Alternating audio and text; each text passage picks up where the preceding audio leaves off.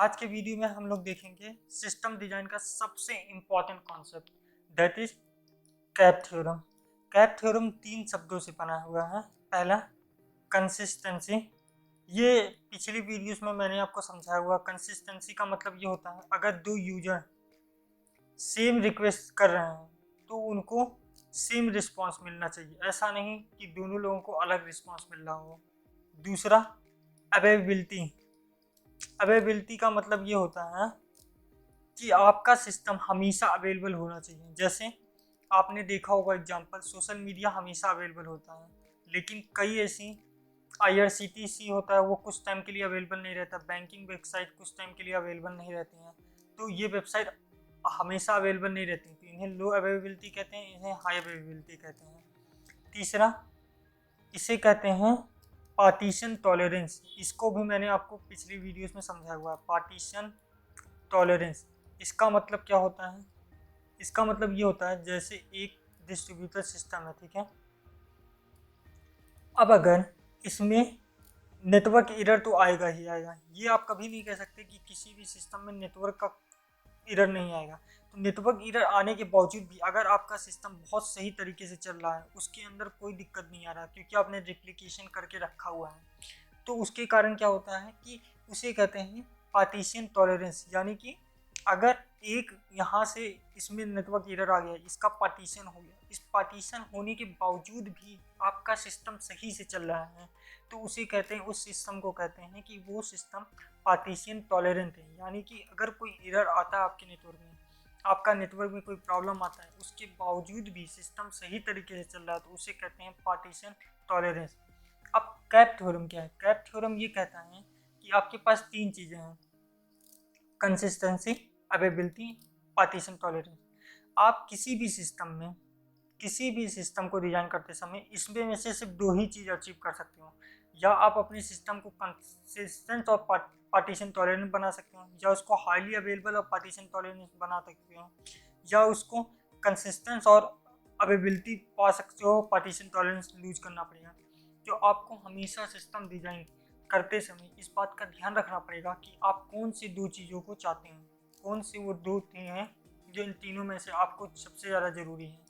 लेकिन क्या practical use में से हमें तीन में से दो चीज़ें चुननी पड़ेंगी? नहीं। यूजुअली हम हमेशा ऐसा सिस्टम डिज़ाइन बनाते हैं जिसमें पेज पार्टीशन टॉलरेंस तो हमेशा रहे, क्योंकि अगर कोई सिस्टम एरर आने पर बार बार रुकता रहेगा तो वो सिस्टम कितना भी अच्छा कंसिस्टेंट क्यों ना हो, हाईली अवेलेबल क्यों ना हो, वो सिस्टम सही नहीं होगा। इसीलिए हमें पी जो होता है पार्टीशन टॉलरेंस, वो हर सिस्टम में लगभग चाहिए होता है। पार्टीशन टॉलरेंस तो हमेशा हमें जो चुनना होता है कि दो चीज़ों में से किसे चुनें, वो होता है अवेलेबिलिटी और कंसिस्टेंसी। इन्हीं दोनों में से एक चीज़ चुनना होता है। आप कहेंगे ऐसा क्यों? देखिए एग्जाम्पल से समझिए। अगर मान लीजिए मेरे पास एक सिस्टम है, ठीक है, ये रहा मेरा सिस्टम, ओके।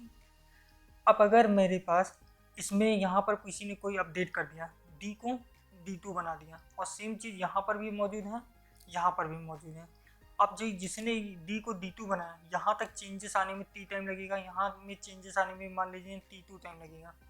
अब अगर किसी ने T और T2 टाइम से पहले ही इस पर आके सर्च कर लिया सेम काम को, तो उसको क्या मिलेगा? रिजल्ट D मिलेगा, ना कि D2, क्योंकि अभी तक तो चेंजेस आए ही नहीं हैं। तो क्या हुआ? हमारा सिस्टम हाईली अवेलेबल तो हो गया लेकिन कंसिस्टेंट नहीं रहा। वहीं पर अगर हम क्या करेंगे कि जैसे ही इसने चेंजेस किया, हमने इसका रीड बंद कर दिया कि ये सेम रिक्वेस्ट जब तक सारी चीज़ों पे सही नहीं हो जाता तब तक कोई रीड नहीं कर सकता। तो क्या होगा? फिर जब कोई आएगा तो कंसिस्टेंट तो हमारा सिस्टम रहेगा क्योंकि सब पे चेंजेस हो गए हैं, लेकिन उतने समय के लिए हमारा सिस्टम हाईली अवेलेबल नहीं रह पाएगा। इसीलिए कोई भी आप चीज़ डिज़ाइन कर रहे हैं तो आपको ये सोचना पड़ेगा कि आप अपने सिस्टम को हाईली कंसिस्टेंट बनाना चाहते हैं या हाईली अवेलेबल बनाना चाहते हैं। जैसे एग्जांपल के लिए जो सोशल मीडिया है, ओके, या ब्लॉग से रिलेटेड वेबसाइट है, ब्लॉग वेबसाइट, ये हमेशा आप ओपन करोगे ओपन होंगे, हमेशा ओपन होंगे, तो ये हाईली अवेलेबल होते हैं और ये अपनी कंसिस्टेंसी इनकी कम होती है, कंसिस्टेंसी इनकी कम होती है। तो ये कंसिस्टेंसी पे कंप्रोमाइज़ करेंगे लेकिन अवेलेबिलिटी पे नहीं करेंगे। वहीं पर कुछ ऐसी वेबसाइट जो ट्रांजेक्शन से रिलेटेड काम करती हैं, जैसे बुकिंग सर्विसेज से रिलेटेड, क्योंकि अगर उन्होंने बिना कंसिस्टेंसी के कर दिया तो क्या होगा कि 2 टिकट सेम पर्सन को बुक हो सकते हैं। क्यों? क्योंकि सारे सर्वर को तो डाटा मिला ही नहीं है कि एक टिकट और बुक हो गया है। इसीलिए ये सारी सर्विसेज कंसिस्टेंसी पे ध्यान देंगी। किस पे ध्यान देंगी? कंसिस्टेंसी पे ध्यान देंगी और अवेलेबिलिटी पे ध्यान नहीं देंगे कि हमेशा इनका सिस्टम अवेलेबल रहे।